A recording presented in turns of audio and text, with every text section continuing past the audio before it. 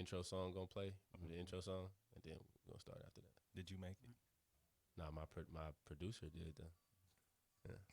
Shout out to the standouts, man. C. Dot, A. Dot. Yes, sir.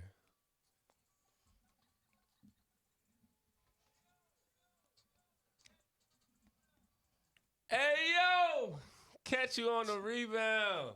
Got some Renaissance man in here, man. Make some noise. We got Rafael Barlowe in the building out of Omaha, Nebraska. I think you're the first person I ever met out of Omaha. And we got, of course, Tim Martin, man, the legendary NBA trainer from Dallas, Texas, man. How y'all feel? Thank y'all for being here, man. I'm good. Thanks for the opportunity. Yeah. No, Yes, it's been a while. It since has we've been been able a to get while. together, but it's good to finally get together. It is. And this is our second podcast or interview, but this kind of feels like the authentic one. You know? It's in the studio. The vibes are real. We kind of been talking, and it's here. So just we're gonna start it off with basketball. We all love basketball, right? So the season ended. Corona ended the season, right? And now these guys are about to start up. Are these guys gonna be in shape? Is this gonna be a shit show? Is there a favorite? How do you guys feel about all of that? And you can go first, and then go from there. It's gonna be a combination. Okay. I think there's a lot of guys that are kind of actually using this time. You got to think too. Most of these guys that have been in the league, especially the younger generation, right? They've never really had an off season, from Right. high school True. to college to to the pros.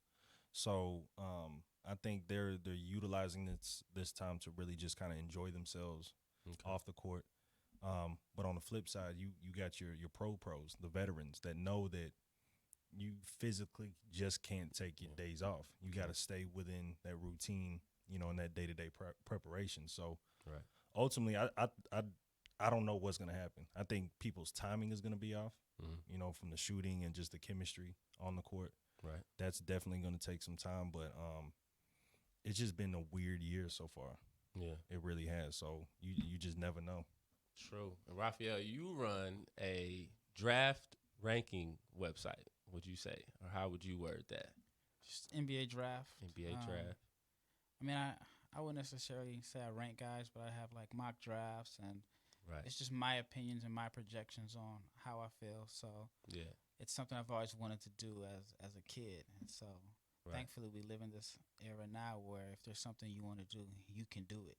Okay. Just kind of like with you with this podcast, you didn't need a radio station to pick you up and have to grind your way. You say, hey, I want to do it, and you're making it happen. So that's what I do at my draft site.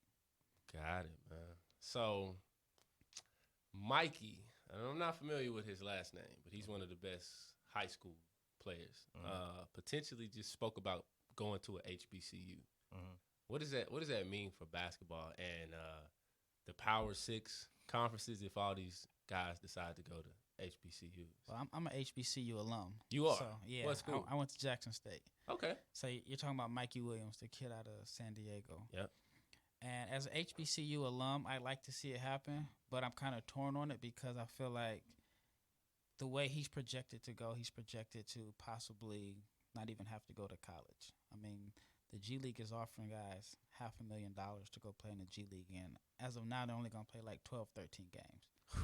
So for him, if he's really going to do it, then I would say do it. But don't say you're going to do it, and then at the end of the day, that if Coach K calls you or Roy Williams or Bill Self, you're going to go there.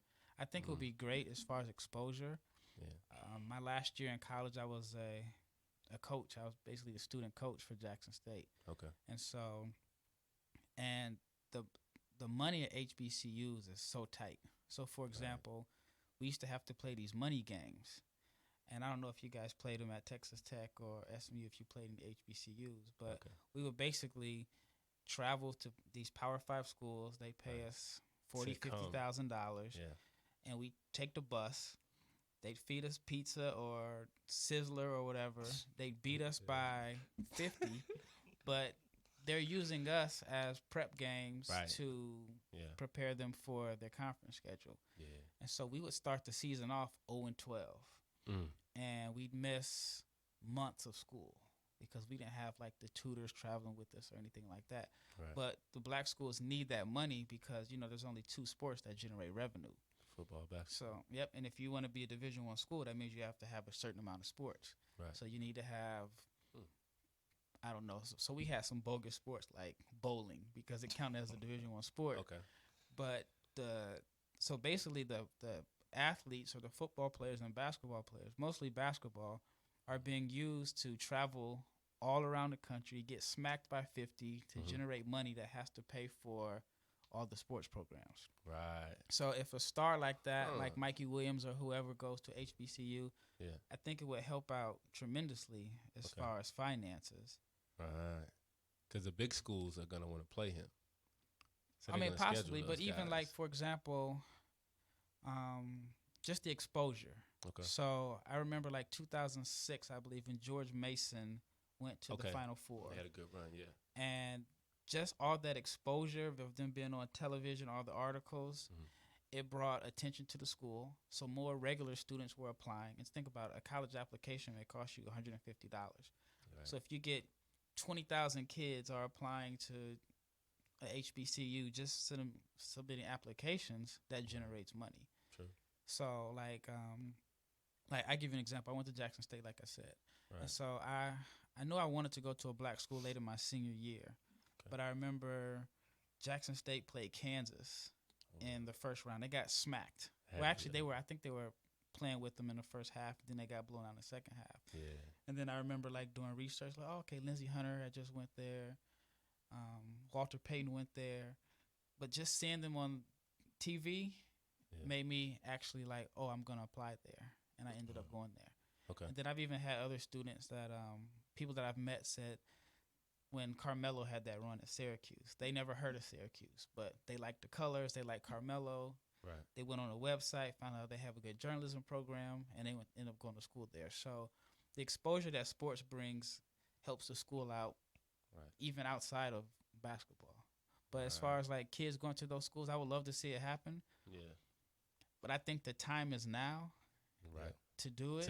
Yeah. And I mean, this is kind of off topic and maybe controversial, but before there was segregation, all the top people went to HBCUs. Yeah. And so, I mean, you look at like... I want to see it. Yeah, I mean, I would like to see it. I just don't have confidence that it will happen because I just think they'd find a way to make sure it doesn't happen. And so allegations, compliance. And to me, like I look at Memphis and Oklahoma State have 2 black coaches. Right. Back-to-back years, they got the #1 recruits in the country. Didn't even let them Wiseman only played 3 games. They found something with that. And Oklahoma State is possibly, I mean, they've already put them on probation. But Arizona, LSU, they got these guys like right-handed. Yeah, they got them recorded, and nothing has happened. So I think if a guy like Zion would have went to like Morehouse or something like that, he would have changed everything. He would have changed it, but I don't know if the Powers would have wanted that to happen. The Powers, NCAA, right? Yeah. So Tim, you have a different experience. Like you actually go through that NBA draft process with these guys. What is something that some of these younger guys lack or they don't necessarily understand from coming from playing in high school where most of the players you play against they're just inferior to you. Like they're just not on your level. But when you step up to that NBA level, the worst guy may be better than incoming rookie or something like that.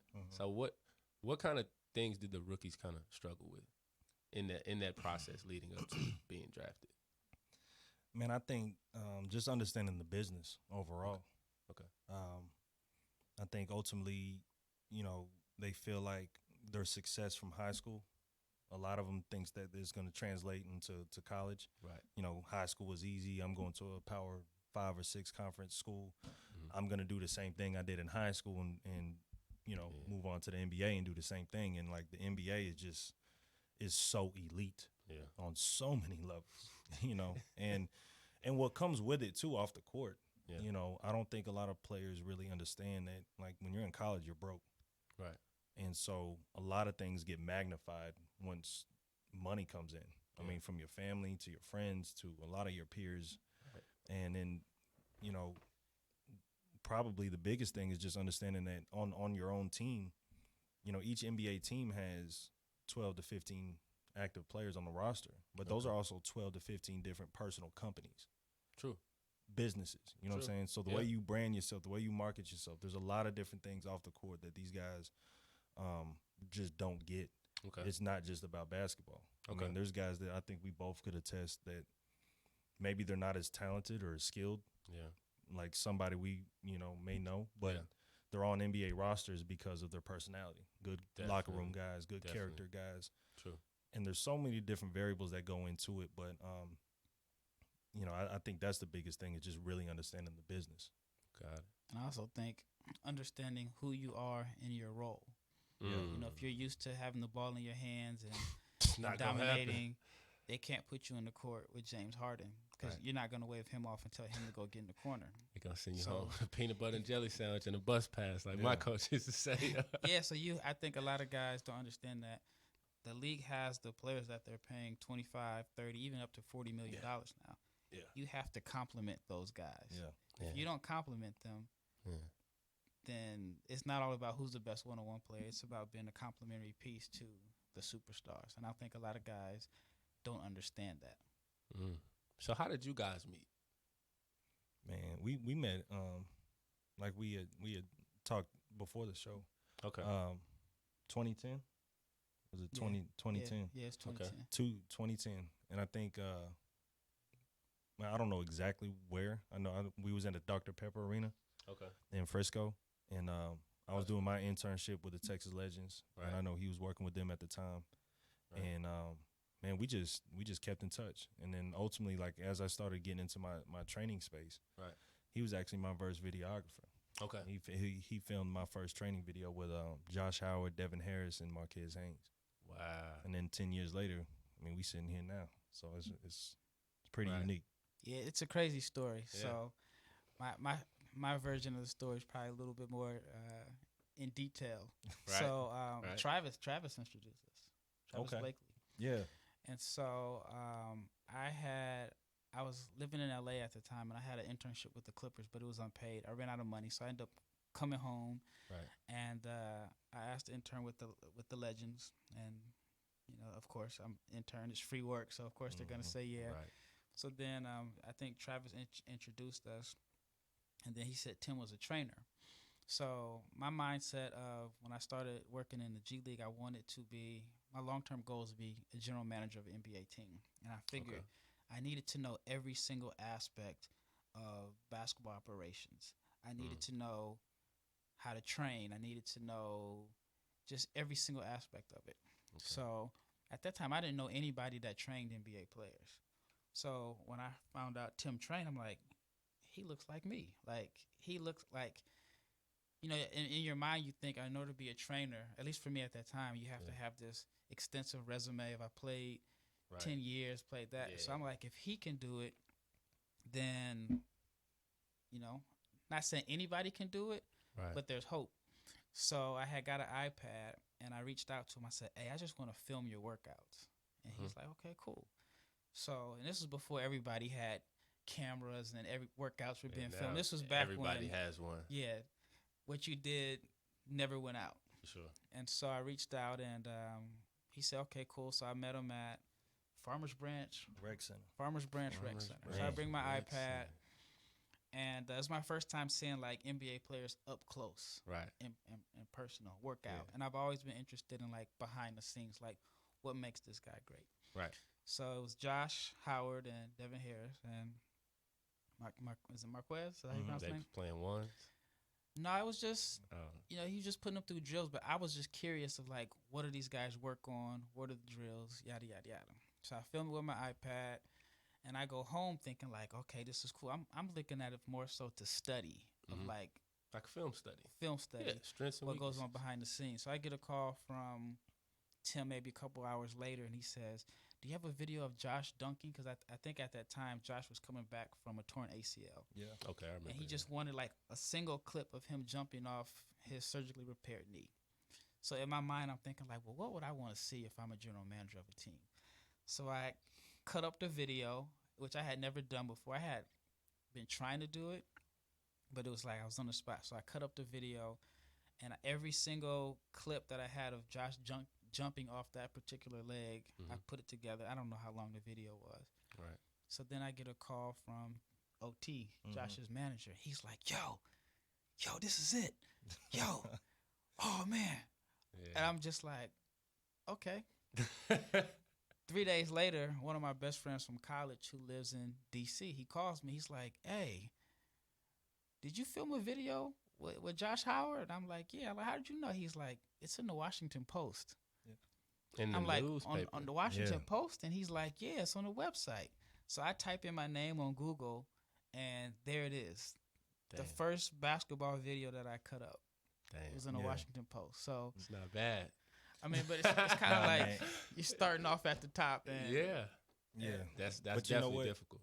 That was I think that was a huge moment for both of us. Okay. Because like I said, those were my first clients. Okay. I didn't know what the hell I was doing. Josh. When I watched that video, I'm like, man, what the heck? Yeah. So you see the growth, you know, coming from where I am now to back then, and I know it's the same thing for him in terms of his video editing and just. But it was like we both wasn't really pursuing that as a career. Okay. Like for me, I was just doing it to try to figure out what I wanted to do. Right. I didn't know if I wanted to be a head coach or getting, you know, I knew I loved basketball. Right. And I knew that I could make a little money here and there doing that. Right. But it wasn't like I wanted to be a trainer. Okay. Because back in 2009, 2010, like there still virtually was no, like basketball training was not really an industry at that time. Like it is now. Yeah. Yeah. And it's the same thing for him, like marketing. Like I think, was YouTube even around? Yeah, it was around. But not it was like, around, but like there weren't influencers. Not like now. Yeah. Instagram wasn't around. I mean, we're like dinosaurs at this point. MySpace. You know? Yeah, MySpace was popping.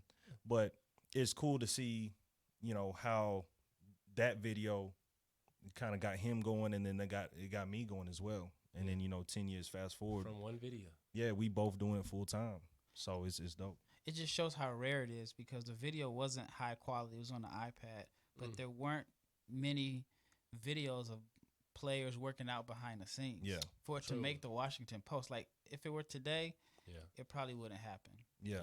It would be like crazy edited and graphics, but it was just a very low budget. Like I said, it was an iPad. It wasn't like an expensive camera, but that just shows how times have changed. That now, you know, you go to a gym now, if there's a star basketball player, there may be 3 or 4 camera guys in there for sure.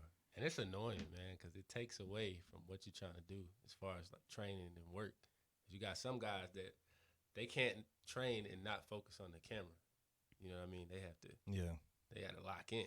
And I think for trainers too, because sometimes trainers may feel like, oh, the camera's here. Yeah. So I can't work on basic jabs and footwork. I gotta show the handles and I got throw it off the glass and dunk it. Yeah. That's one thing though for me. I love showing the imperfections.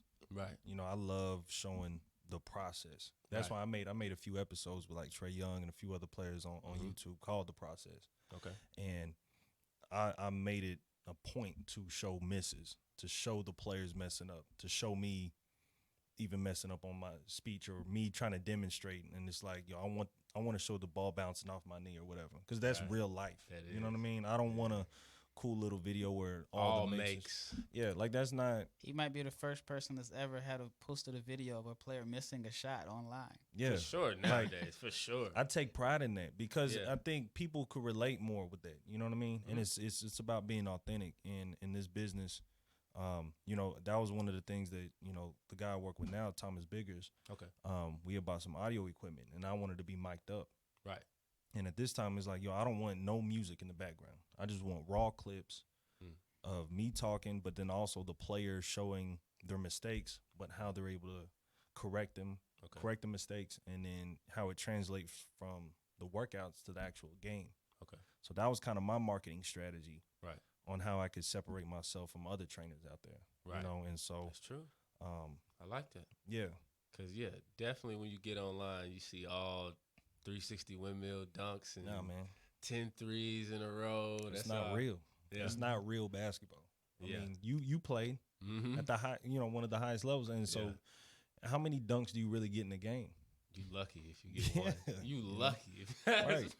So it's I don't know. I don't know. Jordan got a few. He was. I got a lot. I got a lot, but it's for an average person. It's hard to get a dunk. Yeah, like it's work. It's definitely work.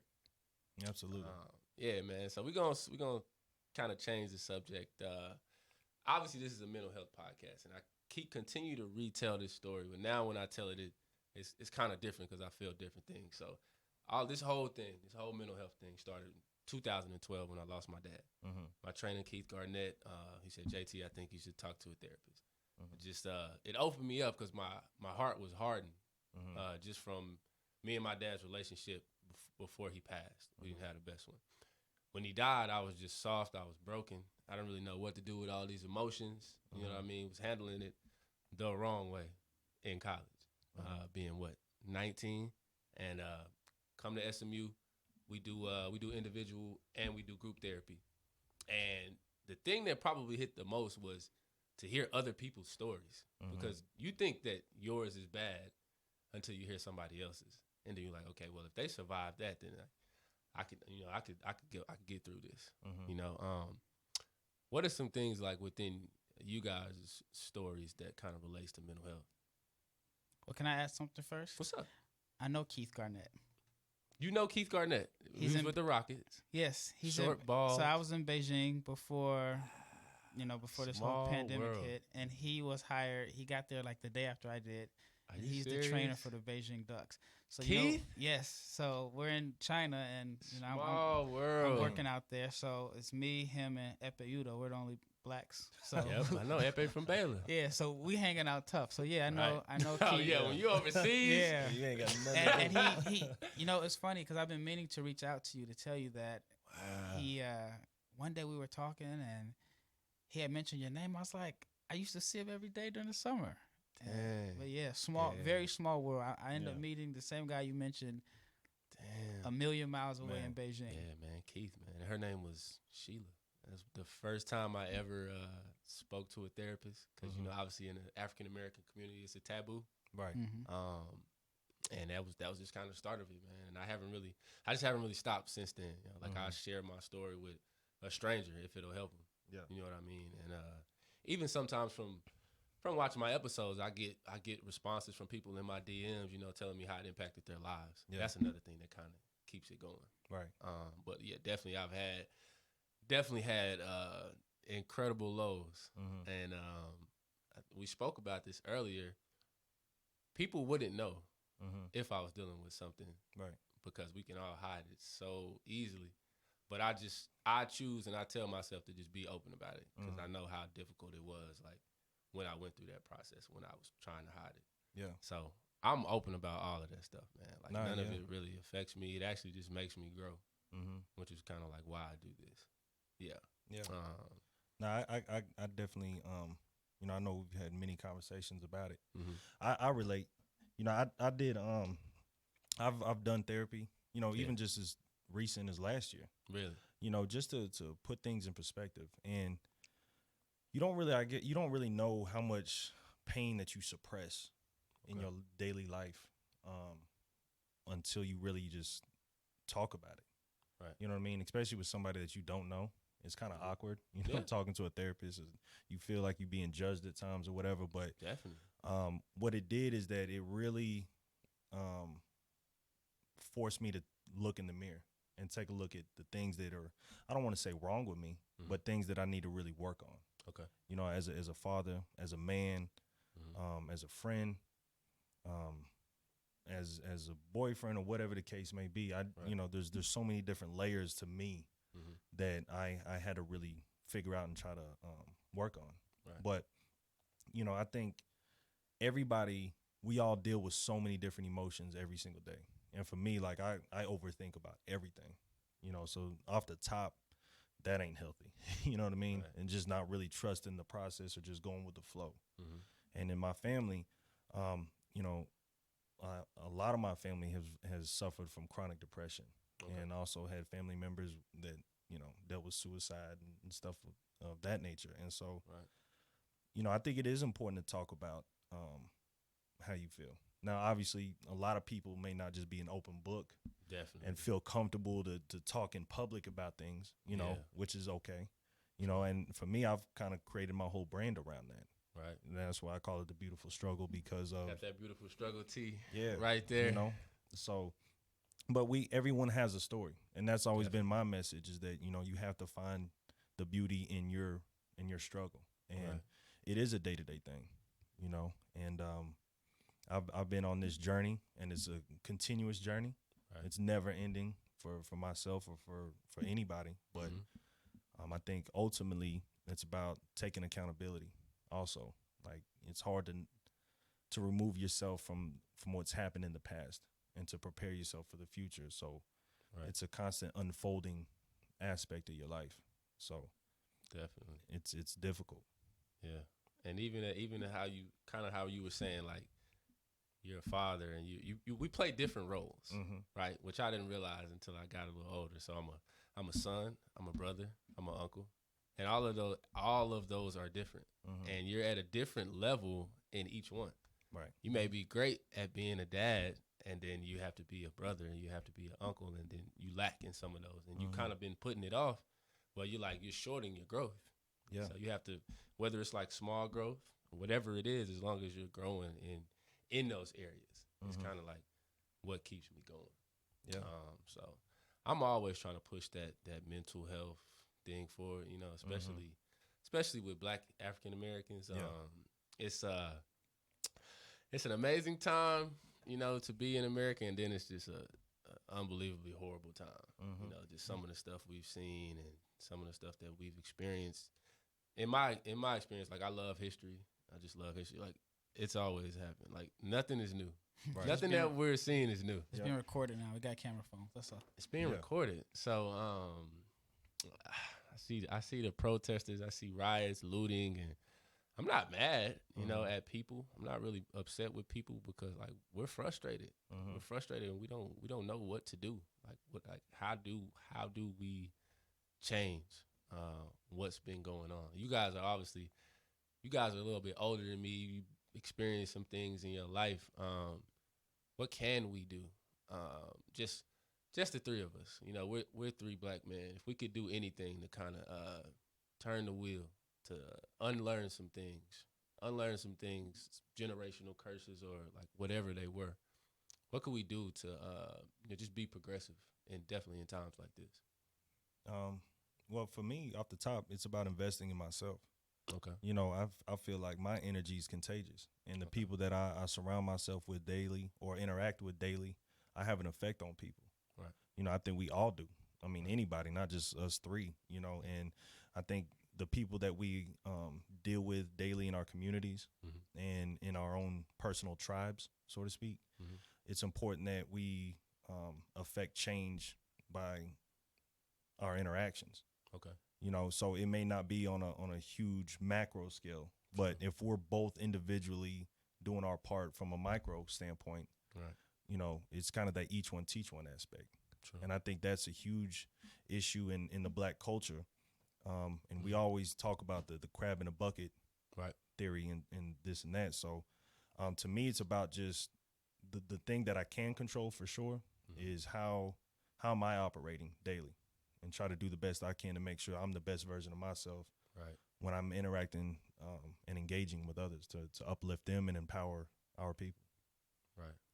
Yeah, I think just by being an example. I mean, like, for you, just having this podcast makes you an example. Like you said, people have reached out to you and your messages saying that you touched them or you helped them in certain kind of ways. So I think being open and sharing your stories could help anybody. I mean, you never know. Like, somebody may be watching this one, they may watch a previous episode, and they may not even have told you, but you had a positive impact. I had a friend say, like, if you go out and 5 people say they saw you and they tell you, maybe 20 people saw you and they didn't tell you. And so, you know, it's kind of like, if I know Tim's a great example to the men that he trains. I mean, that's why he's so successful at it, because it's not only just what he does on the basketball court with them, but they respect him as a person. Definitely. And so he may have a kid that he trained years ago who doesn't have the talent to be a college player, but he can Right. look up and say, well, man, I had a great example. This was a great person. And so Sure. I think, like you said, each one of us has something that we can do that can help. And, Mm-hmm. you know, for his, it may be basketball. True. And yours, it may be basketball, which kind of gave you the name that you have, but Right. also created this platform for you to talk about mental health. So Right. I think in so many ways, we're all doing something. It just, unfortunately, the way the world is and with the media, it Yeah. won't be broadcast unless we do Right. something bad.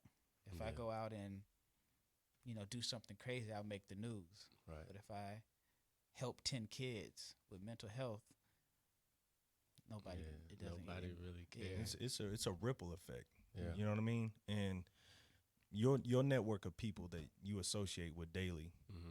you know, even if it is a small tribe of 10 people or Right. whatever, but it has an effect on those 10 people, which leads into another 10 people, another Okay. 20 And it people, and it slowly- multiplies. Okay. You know what I mean? And so we've all, at some point in our life, have had people that have inspired us or Definitely. have said something to us that has changed the outcourse of our lives. Right. You know what I mean? And going back to our relationship, our Mhm. friendship, you know, going back to 10 years, I mean, you making that video of one of our training sessions changed my life. You know what I mean? Who knows where we both would be if we didn't have that one little video. It changed my life. You know what I mean? So One video. one video, and then now it gives us a platform to be able to have these type of conversations, and then to talk Yeah. about the memories and the struggles and the triumphs and all those different things that we've accomplished. Right. You know, and to give those teachings and the things that we've learned, give that back Right. to the next generation or the younger generation. I think Right. that's what it's about. That should be the purpose and the intent Mm. of everything that we do. I you like know. that. Yeah, and another thing is like, so we live in a consumer society, right? But everybody consumes information differently. Like in high school, I never read books, and then when I got out of college, for some reason, I started reading books. But now I have to consume information from whether it's visually, audible. Everybody consumes everything differently. And as you guys are talking, like you guys have what, a 10-year relationship. It started from one video that he made for you. To me, that's like walking me through like a movie. You know what I'm saying? And we're telling the same stories over and over again. Mm-hmm. You know, that's what I realized about just people that were successful. Mm-hmm. They all told the same stories. It's like if you go see a comedian, Mm-hmm. they do the same jokes at every. Yeah. I didn't know that. Yeah. You know what I mean? But it makes sense now because you can't continue to just create new material. Mm-hmm. But your story gets better as you hone it and as you continue to tell it. Maybe you're taking something out of it, or maybe you're adding something to it. But just from like listening to you guys, it sounds like it sounds like a film. It sounds like a documentary. Like it sounds like I want to hear more. Mm-hmm. You know what I'm saying? So It's a beautiful struggle. yeah, it's Yeah. like it really is, man. And you picked like a great name and like all of those things. And I could definitely just attest to it because like, yeah, like the struggle part of it is hard, but then like the beautiful moments are like Mhm. priceless. The beautiful moments make the struggle seem like nothing. Yeah. You know, it's like the beautiful moments make me like expect the struggle. Yeah. You're like, all right, I'm gonna deal with this struggle real quick because I know like this is what the struggle is, but I know there's gonna be some beauty Mm-hmm. like right after this. Man, So you know, it's interesting that you brought that up because something that I've been dealing with, Mhm. not just recently, but it seems like my whole life. Right. But it's just finding a way to embrace uncertainty. yes, Like when you're in that dark space yes, and you don't know what's gonna happen next, and I think that's where the ego, you know, dives in and tries to control things yeah, with your mind. But for me, man, and then it's also playing the victim. You know, Mhm. having these self-pity parties. You know, right, I've probably done that too much in my life, to be honest. Okay. You know, but I think that's just a part of the process too, is go through that emotional roller coaster. right, But I'm now really just learning in my early 30s that how much it affects other people. okay, You know what I mean? So, dealing with learning how to just go with the flow and Right. walking by faith, not by sight. You know, I've really tried to Mm. do that the best I can, you know, with where I'm at in this stage of my life too. I dig that. You spoke a little bit earlier about Steve Stout. Yeah. So I believe you said that he left at the kind of like the peak of his career to go do something completely different. And you spoke about that as well. Do you not feel that fear of like, this is what I do great. This is what people know me for, and I'm gonna go over here where like I have no experience. I have no I have no skin in the game. Does that not kind of scare you a bit? No, I've never been afraid of failure. Right. Because all of my hardships, I think we all could attest to that. True. You know, failure I actually seek failure. Right. You know, but I think ultimately with a guy like Steve Stout, for me, what I admire about him is his level of curiosity. Okay. And as long as you're curious, I feel like you're going to learn something. And when you learn something, that equates into knowledge. Okay. And when you have knowledge, you create value. When you create value, then obviously you'll get paid or you'll be able to do what you want to do, and you create some sense of longevity in that business. So, yeah, man, Steve Stout's done a phenomenal job, but moving into another industry and leaving what you're great at, I think that's just inevitable because we all at some point have to recreate ourselves. Right. You know, you can't do one thing for your whole life. But that's what you're doing with this podcast, because I'm sure there's people who probably put you in a box as basketball player. And so, yeah, it's fun. Even though you may not feel like you're at the level Steve Stout was or is, but you're making the same move. Yeah. Right. Because on a smaller scale, it's a challenge to you. That is, I mean, you can go out and play basketball. It's easy. You've been doing it for a long time. Right. But I think everybody has a challenge, and there's some people who they play the safe route. Okay. And so when I hear Steve Stout's story, he didn't play it safe. But I don't think he would have ever got to the level that he was at if he played it safe years ago. Yeah. Right. And so I think like I said, with his story, he's not playing it safe. He's looking for a new challenge. And I mean, same with you. I mean, when I first saw you was doing this, I thought like, wow, that's pretty cool, because most people, especially athletes, they just want to play basketball or football or whatever, and then they don't think about the next step until it's too late, because a lot of people don't retire and go out on their own. They're forced to think of something else. And then we've all heard the stories about athletes. Once, the crowd isn't cheering for them anymore, they have like this real struggle of adjusting to life. True. And so for you, I think like you got on it early.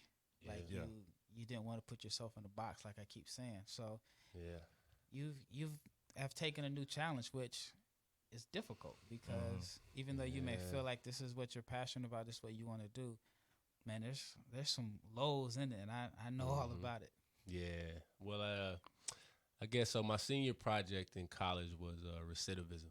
So guys within getting out of prison, it's probably like a year to 2 year gap, where if they don't have a family structure, a job or a relationship, then they'll come right back to prison.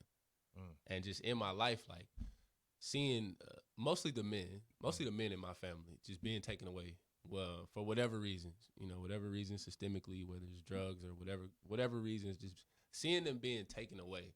And I just think the man's role in a family structure, you can't really quantify it. You can't really say that a man needs to make this much, because it's certain intangibles that just you can't put a value on. Just having a man there, and just being one of the only in my immediate family, male figures. Just like where I am right now, like I love it. And like granted, like I have horrible times where I'm like, yo, like I shouldn't be right here. Like I should be able to do more for my family. But they remind me, like, just you being here. Like you being here is just enough sometimes. Yeah. Like you say, like with overthinking, like, I get in my head like all the time, like why am I not doing more right now? But like you say, like it's all like a long process. Right. Sometimes it's like, man, like I struggle with something and then I don't think about it, and I just stop thinking about it, and then maybe it's like a week, maybe it's 2 weeks later, it just come to me like that. Yeah. And I'm like, damn, I just take my time, and like you say, like you expect the struggle. Like when you expect it, it's like, all right, nothing can really get to me. because I already know, like I already know this is gonna come. You know, so that's just where I'm at, man. I've always been like this, like my whole life. Man, I was tall. I played sports because I was tall. Got girls, you know, from sports. But I was just like when I had Miles on here, yo. He was like, yo, I was a nerd. That's what he said, and I felt that, and just from being around him when I got to hang with him closely when we were training over the summer, like I was like, man, like this dude is like free, like he's diverse, like he don't care what nobody think, like he does so many different things, like it inspired me. Yeah. So I was like, yeah, man, like, and sometimes it takes that. Sometimes it takes for you to see someone else doing something, you know. So it goes like what I said. I saw Tim training guys, and I was like, right. You know what? I can do that. Right. And to me, it's so crazy because it's like, all right, you train guys and you get the best out of them physically and mentally, right? So that just doesn't relate to sports. One of my friends, Baylor Barbie, right? So Baylor played at Baylor. He played football there. Now what he does is he's an author. He writes books and he goes to companies and he just speaks about like mental performance. That's all he does, and he gets paid for it. Right? So kind of like dope. With what you do, you do it. We all do it. You know, whether we're training kids or like whatever we're doing in our lives, like we all do it. So just with me, it's like, man, like I'm going to take the same approach. Like when you got a basketball game, you got shoot around. Yeah. You got scouting. You got to know the numbers. And it's the same thing like with life. The hard part is that it doesn't come as fast as you would like. But to me, I believe I'm like a late bloomer, that things will come to me. Not when I want it, but like when I'm supposed to receive it. Well, man, I'll say you way ahead of the curve. You're mature beyond your years, though. I mean, ever since I've known you, I think your testimony alone speaks volumes. You know, and to see what you're doing and to have all this success thus far before 30, right. I mean, that's big time, man. Because even for me now, I'm still trying to figure out who I am. You know what I mean? And that's because, you know, it was funny. I had this conversation the other day. I don't even know the 21-year-old version of who I am, or who I was, I should say. Same thing at 25. I have fond memories and I understand kind of what I was dealing with at that time. Okay. But if I had a relationship with that person, that 25-year-old Tim Martin, right, I would be like, man, who are you? But I think that just comes with time as you evolve and you start to figure things out. Your perspective shapes differently. You know what I mean? And so you're just wise beyond your years. Because at 27, I was not thinking how you're thinking. You know. So, but just you on the right path. I can tell you that. Right. Now this is kind of heavy, man. So you're a father. Are you a father? Nope. Okay, you're a son. Yeah. You are a son. I mean, seeing people just get just outright murdered. You know, you speak about what George Floyd, Breonna Taylor. It's so many names. It's so many names you could just throw out there. Having a child, like raising a child, potentially. I don't know if you guys are gonna have kids. Like, how do you feel? Because I have a 5-year-old niece, you know, and she's just oblivious to what's going on. And I'm just thinking, like, wow, like one day I'm gonna have to explain some things to her. And it's gonna be kind of difficult. But what is that like? Like you have a son now, and just seeing everything that's like going on, knowing that he's gonna have to grow in this world. Yeah. Man, it is difficult because there's no right or wrong way, I should say. I think everybody has their own way of parenting. You know, not even for me, I've had to take parenting classes to learn how to be a better parent. You know, and I still struggle with that, and that's actually one of the biggest things I struggle with in my personal life is being a dad. However, with everything going on, you never want to jeopardize a child's innocence in terms of their childhood. I don't feel like any child should have that burden, you know what I mean, of dealing with these social problems too soon. You know what I mean? You got to find the right time, but at the same token, you want to inform them the best way that they could understand. Because it is important, especially when you raising black kids. Right. You know what I mean? And God forbid if something were to ever happen to me, Mm. you know, you want to make sure that you're leaving some nuggets, and you want them to think a little differently outside the box, because they're going to have to live their lives a lot different than other ethnicities. That's just the reality of it. Right. So it's definitely it's a touchy subject. I mean, I think it's just something that you got to figure out and just pray for the best. Yeah, I agree, man. Yeah, I don't have a son. I mean, I hope to one day be a father, and right. I mean, I think every man wants a boy. Right. It seems so far off for me at this point to have those type of conversations, because I mean, if I had a kid tonight, it would still be 12, 13 years before hopefully I have to sit them down. Yeah, have those conversations.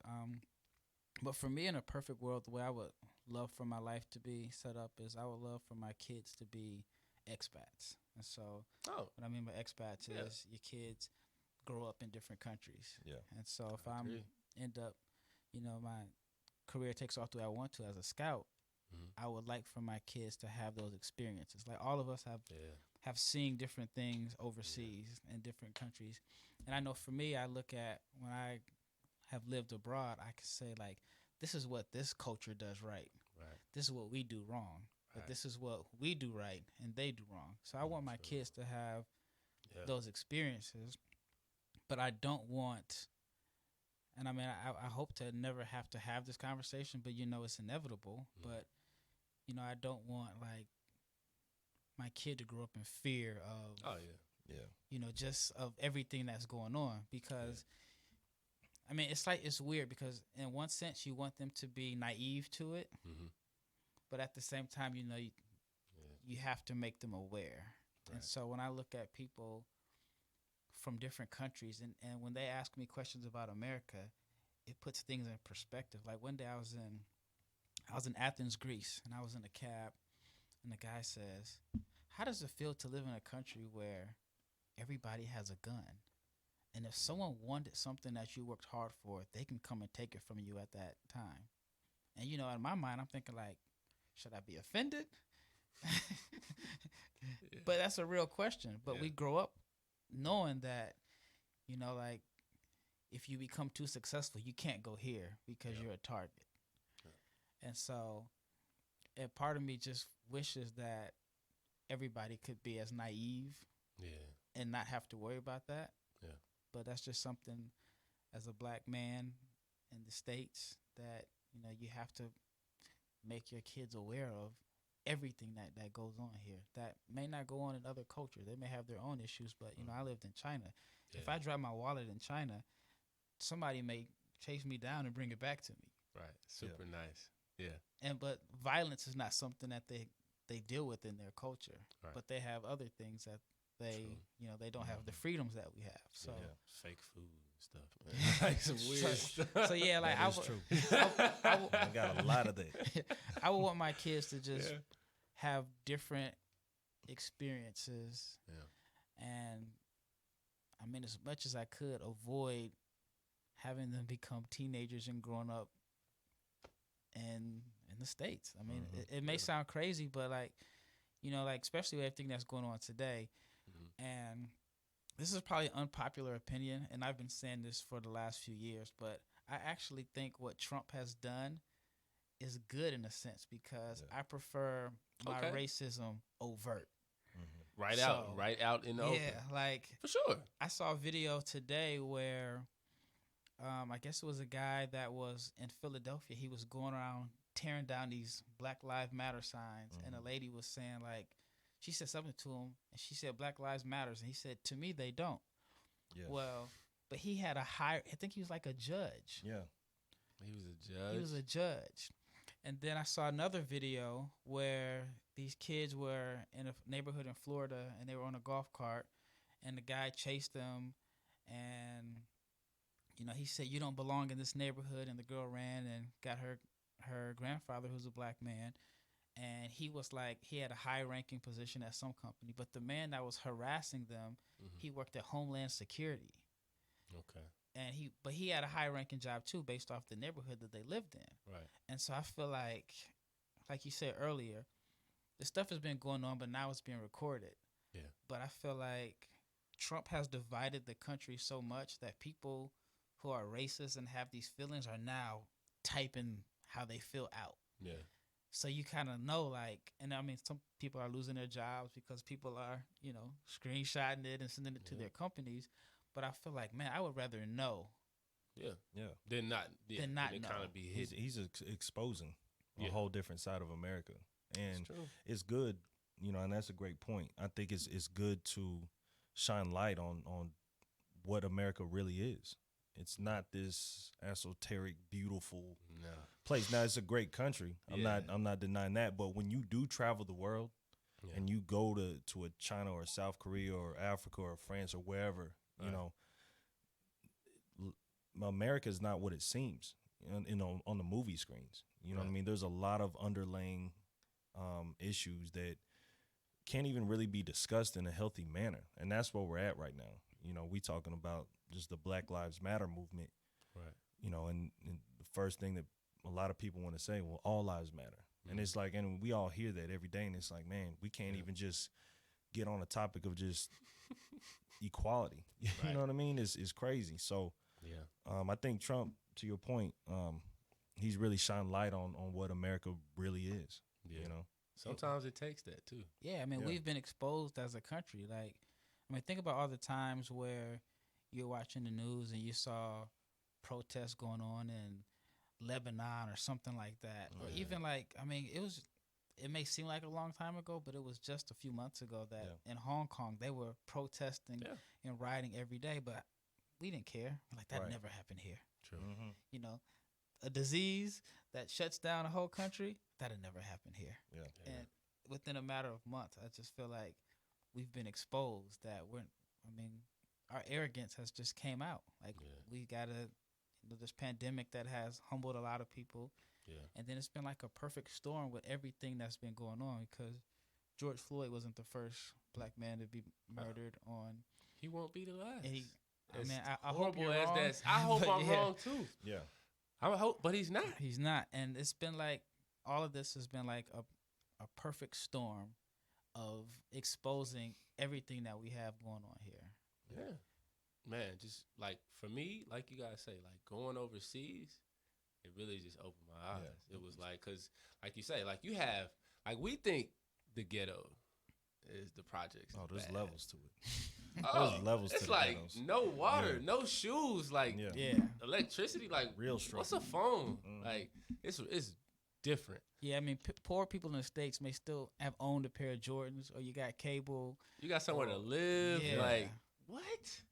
So seeing that, and then just seeing like how appreciative people were in the different cultures of like the smallest things. Just that's what kind of going overseas did for me. Like, that's what I just enjoy about traveling in general.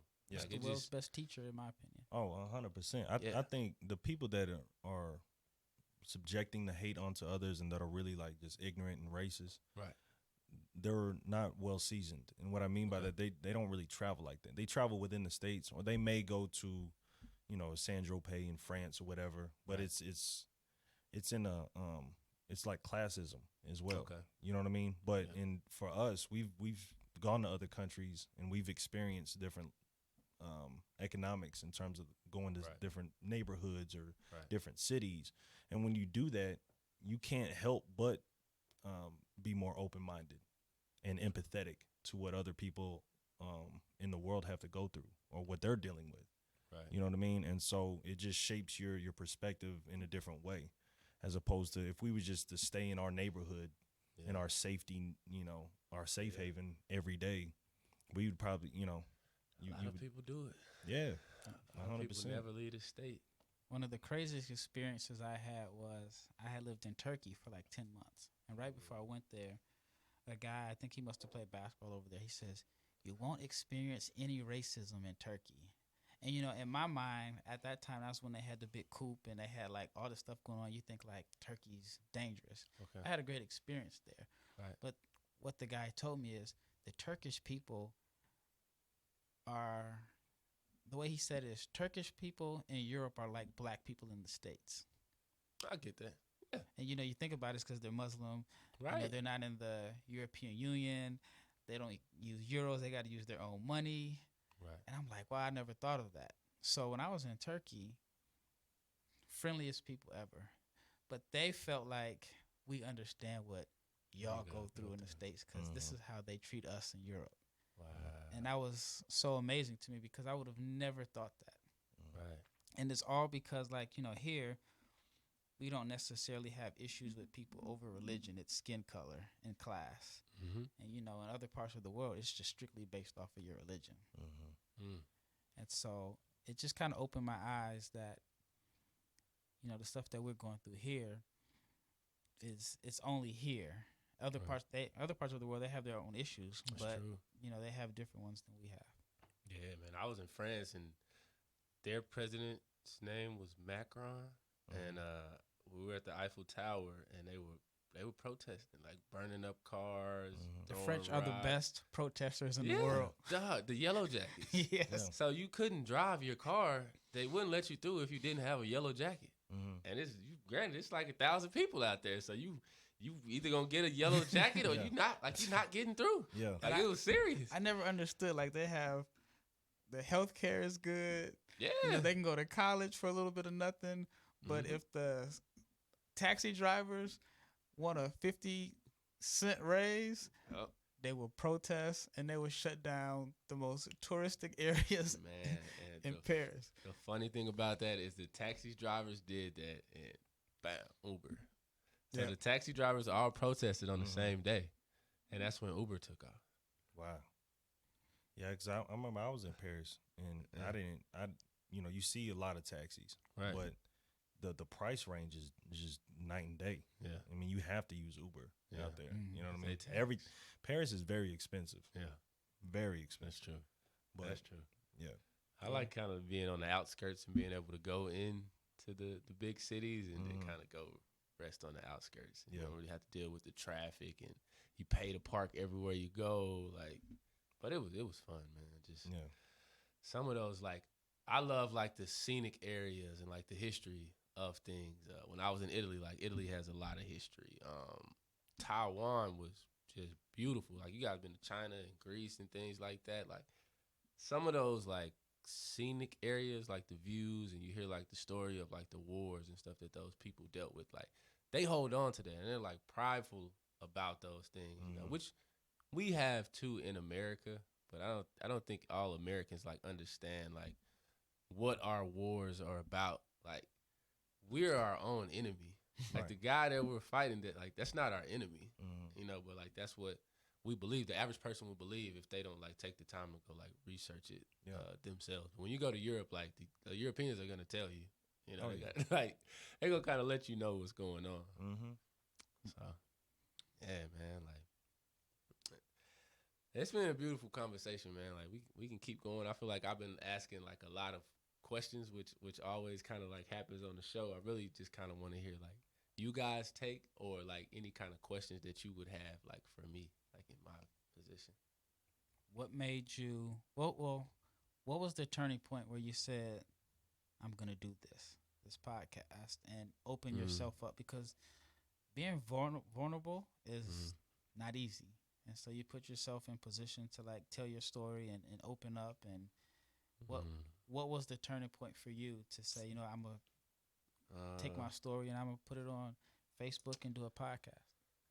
Kind of like how you were saying, like really dark, just being in a really dark place, just like searching within the world for like meaning and purpose, like whether that was like attention or alcohol, partying, drugs, sex, lust, whatever that was, constantly searching for that, like within the world, and not feeling fulfilled, right? So once you do that, you're like, okay, the only thing I could really do was I just told myself, I remember my dad, like one time he caught me like smoking weed when I was in high school, right? And my dad did not play about that shit. So I came home. He would never get in my car. For some reason, like, I came home and like he hopped right in my car.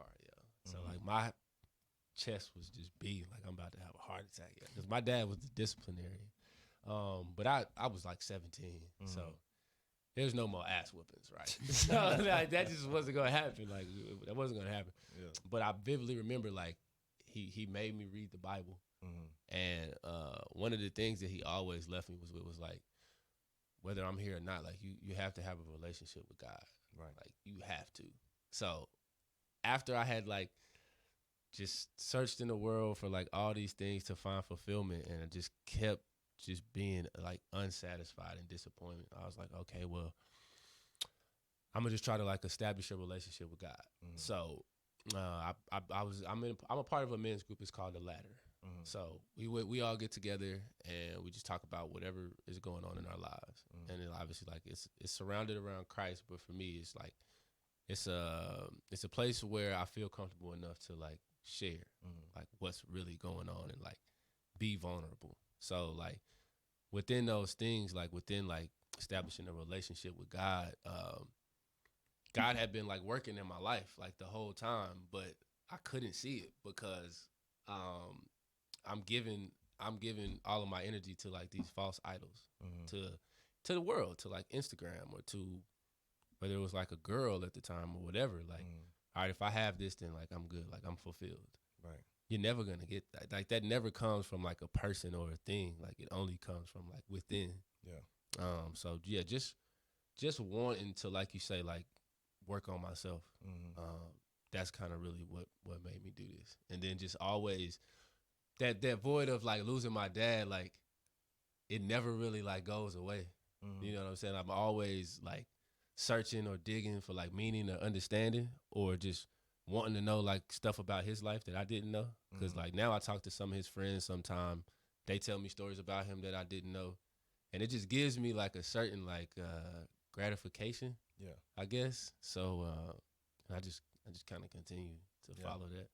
Well, it seems like this podcast gives you that sense of therapy. Oh, you know what I mean? And to express your own personal spiritual journey. You know what I mean? I feel like it's almost every time that we have deep conversations, you bring up your dad. Yeah. You know what I mean? And that's just a testament to his impact in your life. You know what I mean? And it's a great thing to see that, because having these type of conversations, you see what type of man that he raised. You know what I mean? So I commend you, bro. Like I'm proud of you, and I appreciate what you're doing and building this platform, because the first time we did an interview this time last summer was right before a training session at SMU. Yeah. It was just me and you had your own little laptop. And now look at you. Facts. You know what I'm saying? Now look at you. I mean, so growth. Straight up. Just anything you guys wanted to share about, like whatever is on your mind, you know, like what's going on, or in your personal life, what's going on in America. Like this is kind of that time as we like wind down the episode. Well, man, you know, I'll just say this, man. It's just been a pleasure being around you guys and being able to catch up.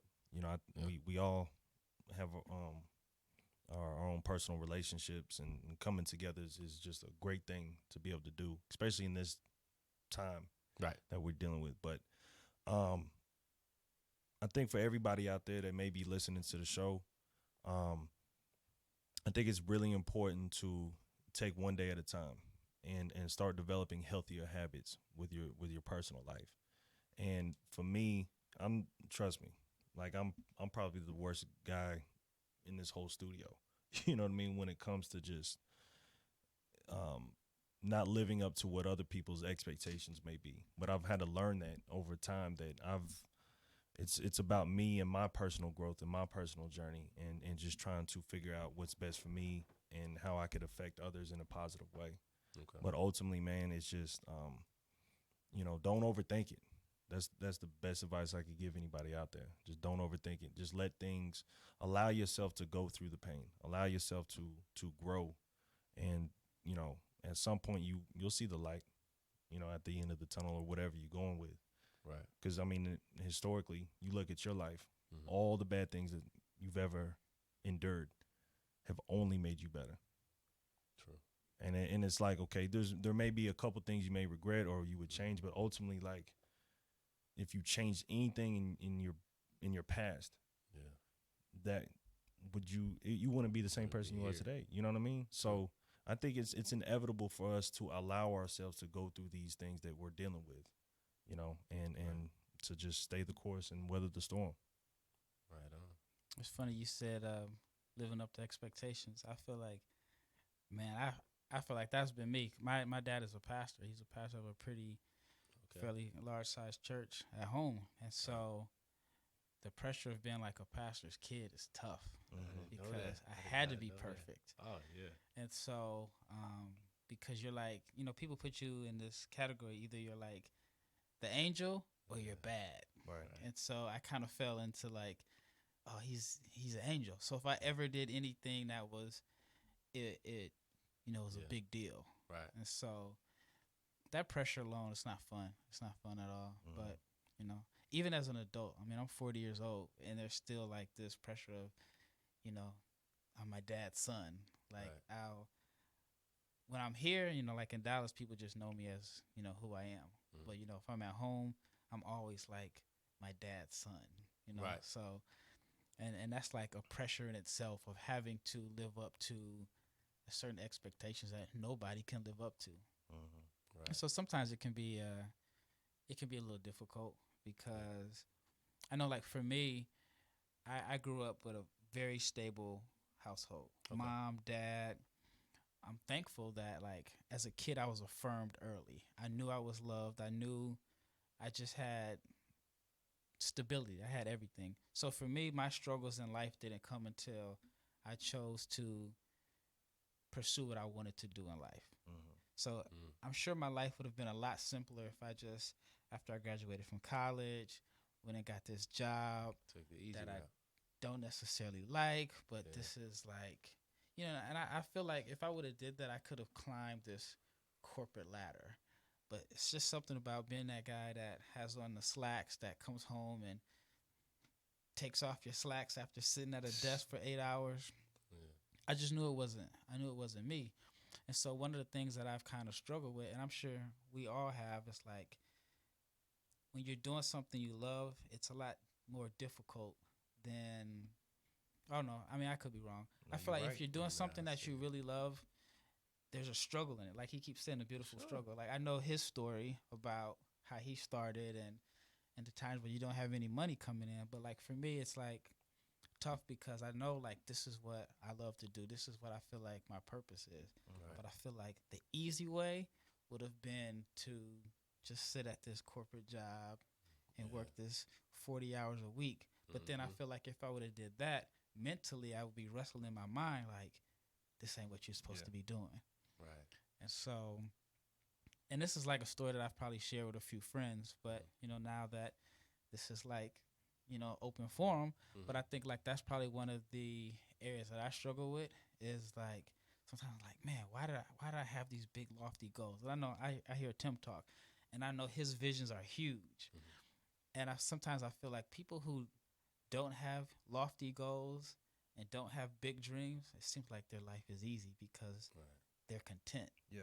They play it safe. Yeah. And if you have big goals and huge dreams, it's a battle. It can be a battle because you're always wanting to be at a certain level.